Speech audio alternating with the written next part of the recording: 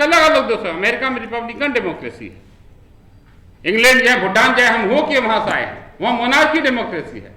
लेकिन इंडिया में हमारे संविधान निर्माताओं ने, संविधान सभा के सदस्यों ने और संविधान शिल्पियों ने यहाँ पर पार्लियामेंट्री डेमोक्रेसी को अंगीकार के एक्सेप्ट किया है, लेकिन बिहेवियर जो है पार्लियामेंट्री डेमोक्रेसी जैसा नहीं है। हम नोट तो सब देता है, वोट भले सब न दे या ना दे, क्योंकि सरकार का नोट लेने का, टैक्स लेने का जो तरीका है वो अलग है। एक भिखारी भी टैक्स पे कर रहा है, अगर चौराहे पर भीख मांग रहा है कनॉट पैलेस में, दिन भर में अगर 500 रुपये का भीख मांगा तो उसमें से 100 रुपया 20% के दर से कम जीएसटी पे किया, 100 रुपया सरकार के खजाने, प्रधानमंत्री, मुख्यमंत्री, एमएलए, एमपी, हम सबका उसमें से सैलरी भत्ता चल रहा है। इस देश का मालिक है भिखारी भी, एक रिक्शा चालक है, किसान है जो जीएसटी पे करता है। और हम कभी भी जो सैलरी होल्डर है, मैंने सदन में लाया था, आप साहब हमारे हैं, हमारे युवा जीतनराम मांझी साहब, हमने सदन में लाया था, जनता मालिक है, हाउस से प्राइवेट बिल लाया था, रिप जारी था, मुझे वापस देना पड़ा। जनता मालिक है, जनता वोट देकर एमएलए बनाती है, एमएलए सरकार, और जनता अपनी टैक्सेस, गाड़ी कमाई से सरकार चलाती, सरकार के खजाने भरती है। और जो है मालिक के बच्चे सरकारी स्कूलों में खिचड़ी चाटे, गुणवत्ताहीन शिक्षा प्राप्त करें, इससे बड़ा न्याय, इससे बड़ा पाखंड इस दुनिया में, इस देश में कुछ नहीं है। निरुपम प्रियदर्शी जी जो लगातार इस ऑर्गेनाइजेशन को, इस मिशन को आगे बढ़ा रहे हैं, उनका, हमारे तमाम जो संस्था के पीपुल्स डेमोक्रेटिक फोरम के जो हमारे साथी हैं, जो हम स्वार्थ कहते हैं, उनका, प्रेस मीडिया के साथियों, आप सभी मित्रों और ये कॉन्स्टिट्यूशन क्लब के तमाम कर्मचारियों का हम आभार व्यक्त करते हैं जिन्होंने इसमें हमको सहयोग किया। मित्रों, हम पुस्तक पर आते हैं। मैंने बहुत देखा, 2000 में इंजीनियरिंग की डिग्री लेने के बाद मैंने तय किया कि मैं नौकरी नहीं, बाबा साहब के लिए काम करूंगा, बाबा साहब के मिशन को आगे बढ़ाऊंगा। आप बुजुर्गों से सुना कि बाबा साहब ने कहा कि मुझे मेरे समाज के पढ़े लिखों ने धोखा दिया है। तो हमने सोचा पढ़ लिख लिए, माँ बाप ने, मेरे गुरु ने, मेरे पिता शिवनाथ पासवान, मेरे पालक पिता सुरेश लाल यादव जी ने मुझे पढ़ा लिखा के इंजीनियर बनाया, और मैं तो पढ़ लिख गया, समाज में प्रतिष्ठा पा ली। लेकिन बाबा साहब की शिकायत को दूर करेंगे। उन्होंने कहा कि बाबा साहब ने कहा है कि पढ़े लिखे लोगों ने धोखा दिया। हमने कहा जिंदगी भर नौकरी नहीं करेंगे और पढ़े लिखे लोग धोखा नहीं देंगे, पढ़े लिखे लोग बाबा साहब के मिशन को लेकर आगे बढ़ेंगे, जहां तक जा सकता वहां तक करेंगे। और इस सिलसिले में जब हमने देखा कि भारत में सबसे बड़ी जो चूक हो रही है, भारत जटिलतम विविधताओं का देश है, कंप्लीट डाइवर्सिटी यहाँ पर है, और सारे नेता चिल्लाते हैं सबके नजर में। अभी आप बाबा साहब के बगैर किसी भी पॉलिटिकल पार्टी का काम नहीं चल रहा। और आप देखेंगे मैंने पूरे किताब में किसी पॉलिटिकल पार्टी का नाम नहीं है, पुस्तक में किसी लीडर का नाम नहीं है। मेरे जीवन, मेरा व्यक्तित्व जिनसे प्रभावित रहा, उनकी मैंने चर्चा की इस पुस्तक में। और न किसी जाति, न किसी धर्म, न किसी संप्रदाय, न किसी राज्य, किसी बात की चर्चा नहीं। अगर है तो लोकतंत्र का है। तो हमने ये महसूस किया है, सदन से बाहर रहकर, सदन के अंदर रहकर, फिर सदन से बाहर आकर ये महसूस किया है, सब लोकतंत्र की बात करते हैं, लेकिन अधूरी बात हुई। अगर भारत में लोकतंत्र की बात करनी है तो यहाँ पर संसदीय लोकतंत्र की बात करनी पड़ेगी, पार्लियामेंट्री डेमोक्रेसी की बात करनी पड़ेगी, जो नहीं कर रहे हैं। ये अलग है, दुनिया के अलग अलग देशों में लोकतंत्र जो है शासन का सबसे सर्वोत्तम माध्यम है, लेकिन दुनिया के अलग अलग देशों, अमेरिका में रिपब्लिकन डेमोक्रेसी है, इंग्लैंड जाए, भूटान जाए, हम हो के वहां से आए हैं, वहां मोनार्की डेमोक्रेसी है। लेकिन इंडिया में हमारे संविधान निर्माताओं ने, संविधान सभा के सदस्यों ने और संविधान शिल्पियों ने यहाँ पर पार्लियामेंट्री डेमोक्रेसी को अंगीकार के एक्सेप्ट किया है, लेकिन बिहेवियर जो है पार्लियामेंट्री डेमोक्रेसी जैसा नहीं है। हम इसमें साफ, मेरा टाइटल है भारत में पूर्ण लोकतंत्र की स्थापना, भारतीय संसदीय लोकतंत्र के सिद्धांत और विचार, व्यवहार के वैचारिक दर्शन। सिद्धांत अलग है, व्यवहार अलग है। बड़े दुख के साथ कहना पड़ता है, इस संसदीय लोकतंत्र की व्यवस्था में there is no in election for the PM and CM. Who will be the PM and CM? It will be only decided by the newly elected MPs and MLA. But in practical क्या हो रहा है? भारत में कोई चुनाव प्रधानमंत्री मुख्यमंत्री का नहीं, लेकिन क्या किया, संसदीय लोकतंत्र को तहस नहस कर दिया। ये जो अबोध वोटर है, जो हजारों साल गुलामी की दास्तां झेले हैं, जिनका मानसिक गुलाम रहे हैं, वो अभी तक खुली हवा में, शायद हम 15 अगस्त जो के स्वतंत्रता दिवस की पूर्व संध्या पर यह कार्यक्रम कर रहे हैं, ये हम ये देखना चाहिए। देखिए, अवलोकन करिए, आज आत्ममंथन करिए कि आजादी तो मिली, लेकिन क्या लोकतंत्र मिली? हमें नहीं मिली।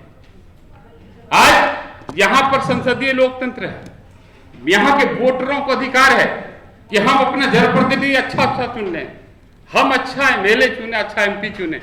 लेकिन जिस तरह से सारी व्यवस्था को स्टाइल करके रखा गया, वोटर के दिमाग में यह तय कर देगा प्रधानमंत्री चुनोगे, मुख्यमंत्री चुनोगे, और एमपी एमएलए के दिमाग में स्टाइल कर दिया गया है कि आप कुछ नहीं करोगे। आपको जो संविधान है, संसदीय लोकतंत्र में जो शासन की जो आपको ताकत दी है एमएलए चुनने, एमपी चुनने की, जनता भले 5 साल के लिए एमएलए एमपी चुनता है, लेकिन एमएलए एमपी चाहे तो रोज इस देश का प्रधानमंत्री मुख्यमंत्री को बदल सकता है, नया मुख्यमंत्री प्रधानमंत्री बना सकता है, इतनी ताकत। लेकिन ये एमएलए एमपी को भी दिमाग डाल, तुम्हारी ताकत पार्टी है, अब पार्टी जो कहती वही करती है। वोटर्स के भी दिमाग में ये बातें डाल दी गई। बड़ा दुख है। अभी आंदोलन होते हैं, हम चर्चा कर रहे थे, क्या बताइए, जनता मालिक है, जनता वोट देती है, एमएलए एमपी चुनती है, लेकिन जनता मुख्यमंत्री प्रधानमंत्री नहीं चुनती। जनता 5 साल के लिए जरूर एमएलए एमपी चुनती है, लेकिन जो है एमएलए एमपी 5 साल के लिए प्रधानमंत्री मुख्यमंत्री नहीं चुनता। एमएलए एमपी के विवेक पर है, उसके विश्वास पर है, उसको आज लग रहा है अलग है संविधान में इतनी ताकत है, संसदीय लोकतंत्र में इतनी ताकत है, आज उसको लगेगा कि हमारा नेता, हमने जिसको प्रधानमंत्री चुना है, समर्थन पत्र दिया है, और वो लोकतंत्र के खिलाफ है, देश के खिलाफ है, तो आज उसको प्रधानमंत्री मुख्यमंत्री कुर्सी से हटा के किसी और व्यक्ति को बैठा सकते। एमपी एमएलए कितनी ताकत है, लेकिन क्या एमपी एमएलए हिम्मत दिखा सकते हैं? ये संसदीय लोकतंत्र। हाँ, मैं तो कहता हूं संसदीय लोकतांत्रिक व्यवस्था में सबसे कमजोर, सबसे निरीह प्राणी अगर कोई पोस्ट है, कोई व्यक्ति है, उसको कहते हैं प्रधानमंत्री और मुख्यमंत्री। और ऐसा इमेज बना दिया गया अमेरिका जैसा, रिपब्लिकन डेमोक्रेसी जैसा, कि प्रधानमंत्री मुख्यमंत्री से बड़ा कोई है नहीं। तो मैं कहता हूं प्रधानमंत्री मुख्यमंत्री से तो कमजोर कोई है ही नहीं भाई। वो तो बिल पर टिका है, जो मेजोरिटी एमपी के बिल पर टिका हुआ है, उसकी जब तक इच्छा है तब तक कोई प्रधानमंत्री है, एमएलए की जब तक इच्छा है तब तक कोई मुख्यमंत्री है। लेकिन ऐसा नहीं, जनता 5 साल से पहले एमएलए नहीं बदल सकती है।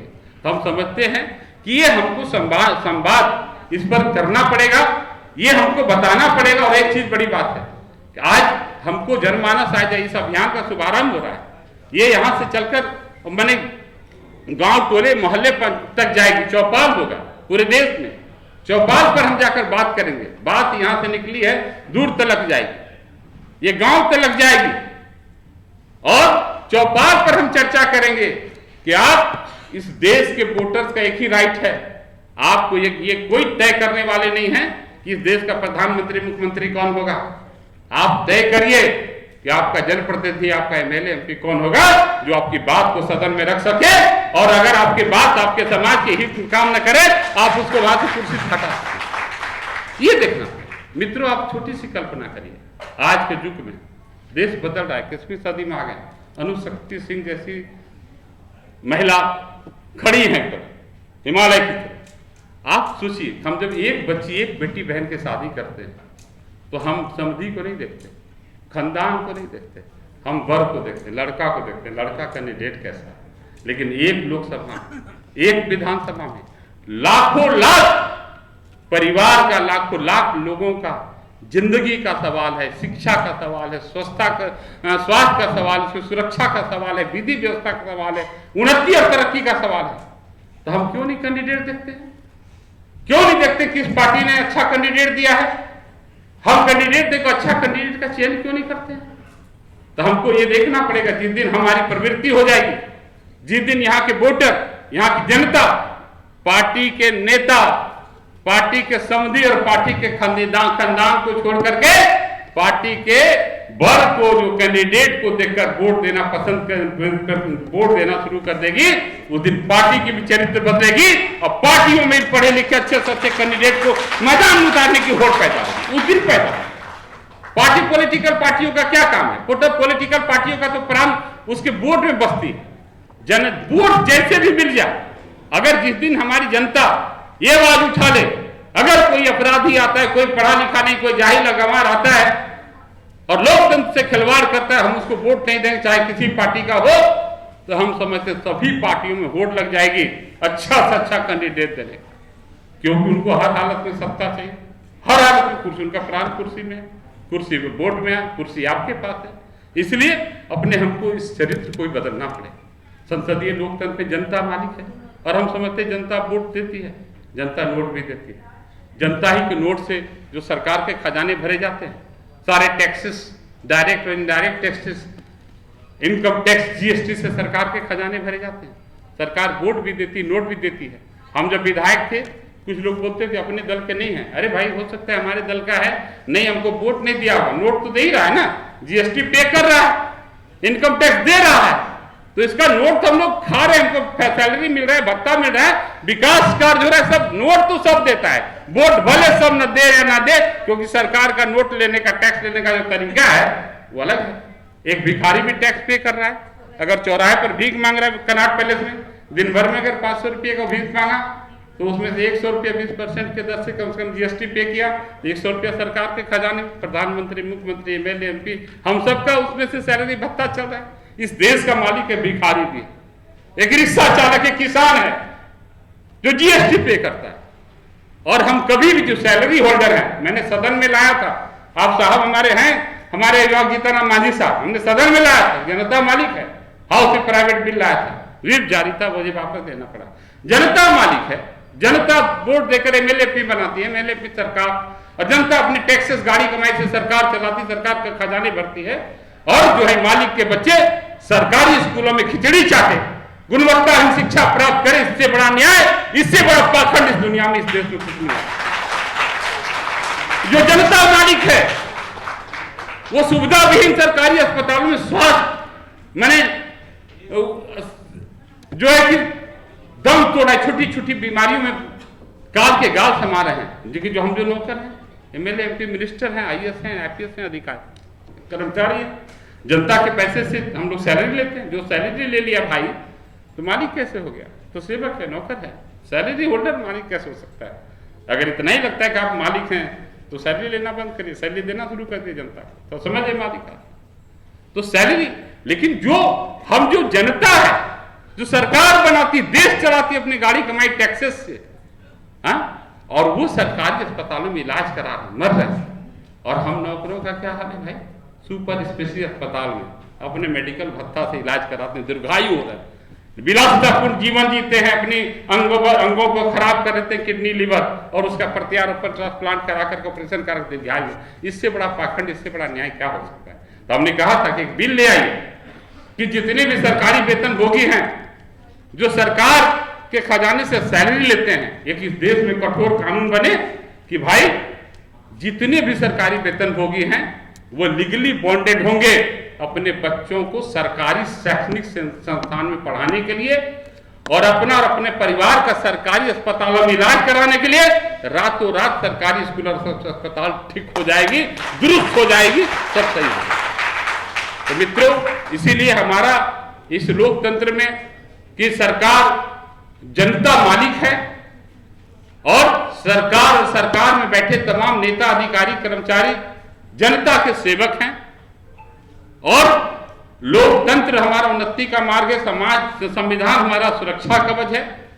इस संस्था का किसी दल, किसी नेता, किसी व्यक्ति विशेष से कोई शिकायत नहीं है। हम, एक कहावत है कि अगर समाज की सारी समस्याओं का समाधान राजनीति में है, सारे बीमारी का इलाज राजनीति में है, लेकिन जहां राजनीति बीमार हो गई हो, उसके लिए भी बाबा साहब ने कहा है अगर राजनीति बीमार हो जाए तो उसका इलाज समाज में है। हम समाज के पास वापस जा रहे हैं, जनता के पास वापस चलेंगे। हम सबका यह प्रयास है कि एक एक भारतीय में, एक एक इंडियन में ये भाव पैदा हो, इस देश के हम असली मालिक हैं, हम ही मालिक हैं। सरकार और सरकार में बैठे तमाम जनप्रतिनिधि, अधिकारी, कर्मचारी जनता के सेवक हैं। ये भाव जनता के अंदर पैदा हो, हम जनप्रतिनिधियों के अंदर, हम अधिकारियों, कर्मचारियों के अंदर भी ये भाव पैदा हो, हम सेवा करने के लिए आए हैं। इस भाव को पैदा करने के लिए, इस भाव को लेकर के हम लोग जो है आज इस जो है भारत में पूर्ण लोकतंत्र की स्थापना का जो है अभियान का हम शुभारंभ कर रहे हैं आप सबके आशीर्वाद से। और इसको हम सबको मिलकर काम करना पड़ेगा मित्रों, जैसे किसी दूसरे पर नहीं छोड़ना पड़ेगा। हमारा घर है तो हम अपने घर का प्लास्टर हम ही कराते, पेंट हम ही कराते, झाड़ू हम ही लगाते हैं, दूसरा कोई आके नहीं लगा देता है। अगर अपने घर का मेंटेनेंस हम नहीं करें तो घर 2 महीने 3 महीने में रहने लायक नहीं हो जाएगी। इसी तरह यह देश हमारा ही देश है, हम किसी एक के भरोसे नहीं छोड़ सकते।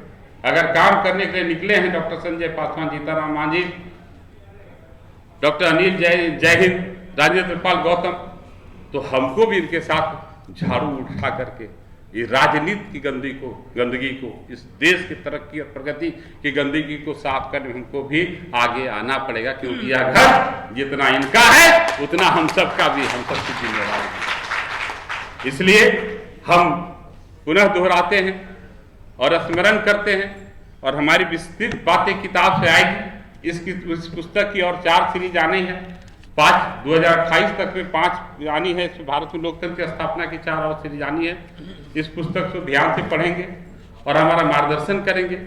जो भी त्रुटि होगी, जोड़ घटाव होगा, उसको हम लोग अगले संस्करण में ठीक करेंगे। हम सुधारवादी नीति के लोग हैं, हम लोग जो है कभी अलगाववादी या कोई भी काम बदले के भावना में नहीं करते हैं।